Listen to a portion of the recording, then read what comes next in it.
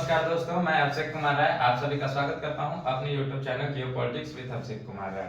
दोस्तों, आज के सेशन में हम चर्चा करेंगे जो सऊदी अरब के रियाद में मीटिंग हुई थी अमेरिका और रशिया के बीच में, उसमें क्या खबर निकल कर आ रही है और क्या क्या बातचीत हुई है उसके बारे में हम चर्चा करेंगे। तो दोस्तों, जैसे कि आप जानते हैं, सऊदी अरब के रियाद में रशिया और अमेरिका के ये जो विदेश मंत्री पहुंचे थे और वहां पे शांति वार्ता के लिए बातचीत होने वाली थी। अब उसमें शांति वार्ता के अलावा भी और कुछ बातें हुई है जिनको हम आपके सामने रख रहे हैं। जो सबसे पहला बात ये हुआ कि हम हमारे ऊपर जो सैंक्शन लगाया गया उसे आप लोग हटा दीजिए, उसके बाद से शांति के बारे में सोचा जाएगा। चलो, मार्को रूबियो ने कहा ठीक है, हम इसके बारे में सोचेंगे। दूसरा, आप हमारे तेल के ऊपर जो सैंक्शन लगाए हैं उसे भी खत्म कीजिए, उसके बाद हम युद्ध के बारे में सोचेंगे। चलिए ठीक है, हम इसको भी समझते हैं, हम इसको भी मानेंगे।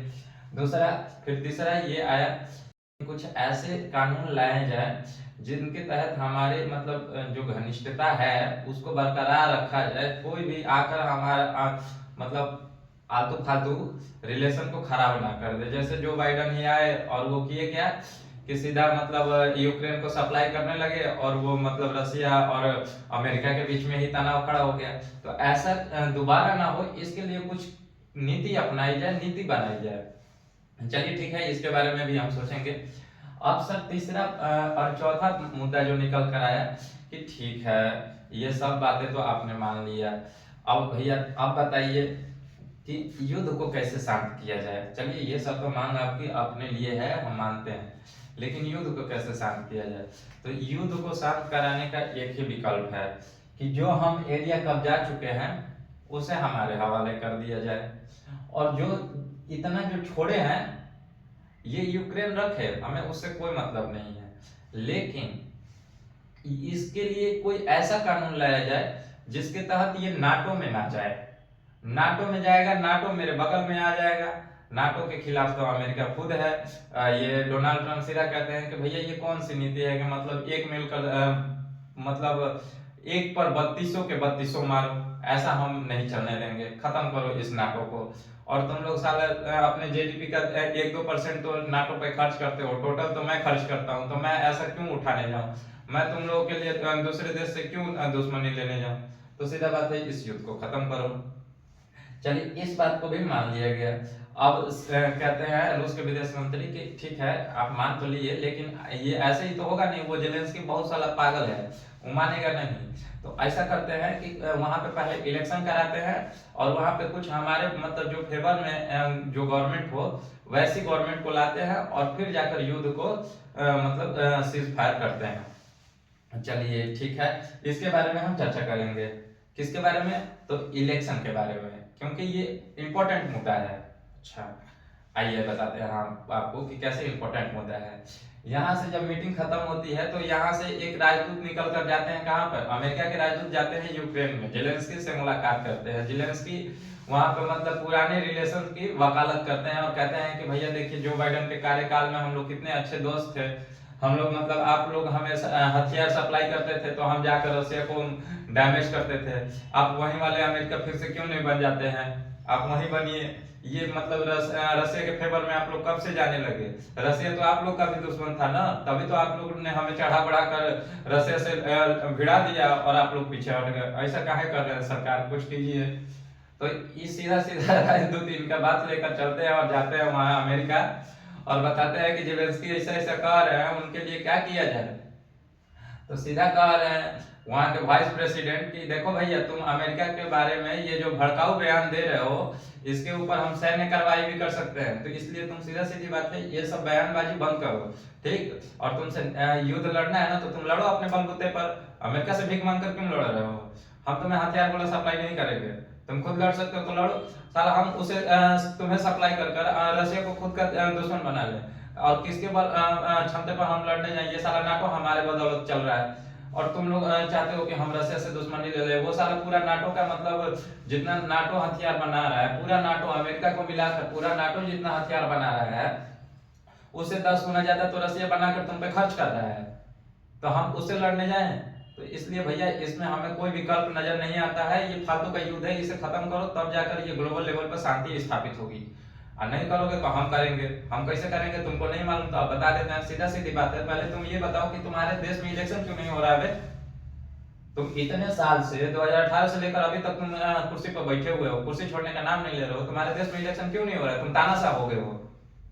ये मेरी जुबान नहीं है, आप लोग सोच रहे होंगे कि मतलब सर आप कैसे जेलेंस्की को मतलब बोल रहे हैं। ये हम नहीं बोल रहे हैं, ये सोशल मीडिया प्लेटफॉर्म पे डोनाल्ड ट्रंप ने अपने सोशल मीडिया प्लेटफॉर्म ट्रूथ पे साझा किया है, पोस्ट किया है, और आप पढ़ लीजिएगा। ये हम आपको तस्वीर दे रहे हैं, आप पढ़ लीजिएगा। हम पढ़ेंगे नहीं क्योंकि आप पढ़ने में थोड़ा ज्यादा ही टाइम हो जाएगा, और आप ज्यादा लंबा वीडियो हो जाता है तो आप लोग देखते नहीं है, तो आपको बताते हैं। फिर जेलेंस्की कहते हैं कि देखिए भैया, हमारे कुछ कानूनी प्रक्रिया हैं जिनकी वजह से हम इलेक्शन नहीं करा पा रहे हैं। हमारे देश में ऐसे कानून हैं जिनकी मतलब युद्ध के टाइम पे इलेक्शन हो ही नहीं सकता है। तो डोनाल्ड ट्रंप कहते हैं कि भैया हमें उससे कोई लेना देना नहीं है, हमारे पास भी इलेक्शन हुए हैं, युद्ध के टाइम में इलेक्शन हुए हैं, तुम क्यों नहीं कराओगे? हम सबसे बड़े लोकतंत्र देश हैं, हम सीधा कहते हैं जो वो मानो, तुम लोकतंत्र हो, तुम इलेक्शन कराओ। बोल रहा है यूक्रेन कि भैया आप हमें बोल रहे हो कि इलेक्शन कराओ, हम तानाशाह हैं, और रशिया क्या है? रशिया से बड़ा कम्युनिस्ट देश कौन सा है? रशिया 2002 से लेकर 2025 तक अभी तक एक ही राष्ट्रपति है, कौन? Vladimir Putin. तो आप उसे क्यों नहीं बोलते हैं कि हाँ वो तानाशाह है, उसे खत्म करने को बोलिए युद्ध। तो आप उसे तो बोल नहीं रहे हैं, सीधा बोल रहे हैं कि हम युद्ध खत्म कर दें। आप हमें जो मतलब हल्का पा लिए हैं, हमें कमजोर समझ लिया, तो हमें फटकारिएगा। तो देखो भैया, तुम हल्का हो कमजोर हो क्या हो वो तुम्हें मतलब रखना चाहिए। ये जो बयानबाजी कर रहे हो कि डोनाल्ड ट्रंप रशिया के फेवर में जा रहे हैं, रशिया के पुतिन के पास डोनाल्ड ट्रंप की कमजोरी आ गई है, इस वजह से वो मतलब उनका हलक मतलब जान जो है रशिया के हाथ में है, इसलिए रशिया जैसे दो चूड़ी कसता है डोनाल्ड ट्रंप उसी के साइड में जाते हैं। ये सब बयानबाजी कर रहे हो, यूरोप को इकट्ठा कर रहे हो, जाओ उनके फेवर में लेकर लड़ लो। फिर तुम्हारा देखते हैं हम भी यूरोप कितना साथ दे देता है। लड़ लो जितना लड़ना है, फिर मार कर पूछ कर तुम्हें छोड़ देगा। देखो भैया, हमारे ऊपर है एक बहुत बड़ी बर्डन कि हम पहले ही अपने इलेक्शन के कार्यकाल में जो इलेक्शन कैंपेन में हम बोल चुके हैं कि हम जब राष्ट्रपति बनेंगे तो 24 घंटे में युद्ध को खत्म कर देंगे। और लेकिन ये 24 घंटे से 1 महीना हो गया, और 1 महीना हो गया तो भैया हमें युद्ध खत्म कराना तो पड़ेगा ना। और जैसा कि जानते हो हम सुपर पावर हैं, हमारी बात पूरी दुनिया मानती है। ऐसे ही नहीं हम ग्रीनलैंड को लेने की बात कर रहे हैं, पनामा को लेने की बात कर रहे हैं, चाइना के ऊपर टैरिफ लगा रहे हैं, मैक्सिको के ऊपर टैरिफ लगा रहे हैं, कनाडा के ऊपर टैरिफ लगा रहे हैं, ऐसे ही थोड़ी लगा रहे हैं। हमारा कुछ रुतबा है तभी तो लगा रहे हैं। तो तुम हमारी बात नहीं मानोगे, हमारी बात नहीं मानोगे तो हम तुम्हारे खिलाफ युद्ध छेड़ेंगे। सीधी बात है, तुम इलेक्शन कराओ नहीं तो हम तुम्हारे खिलाफ युद्ध छेड़ेंगे। तो अब पूरी बातों को आप समझ गए होंगे कि ये इलेक्शन का मुद्दा क्यों मतलब ज्यादा जोर शोर से उठाया गया।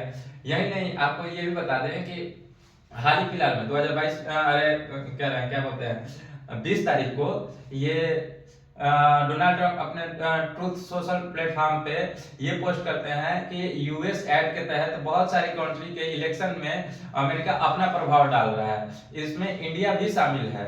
इंडिया के विरोधी पार्टी भी एकदम खड़े हो गए कि नहीं भैया वो इंडिया नहीं है, वो दूसरे देशों को बोल रहे थे, गलती से अब निकल गया है इंडिया, उसकी बात अलग है। लेकिन इंडिया में कोई इलेक्शन पे प्रभाव नहीं डाला गया है। लेकिन ये 100% सच्चाई है कि हाँ इलेक्शन में प्रभाव डाला गया था, नहीं तो ना आज 400 पार गया रहता। जो घटकर आ गया है सीट वो 400 पार गया रहता बीजेपी का। तो नहीं, इन बातों को कहाँ ये सब मानने वाले हैं। और वैसे ही यूक्रेन की युद्ध में भी प्रभाव डाला गया था। दोस्तों आशा करता हूँ आपको पूरी जानकारी मिल गई होगी। मिलते हैं आपके साथ अगले वीडियो में, बने रहिए हमारे साथ। Geopolitics with Abhishek Kumar Rai.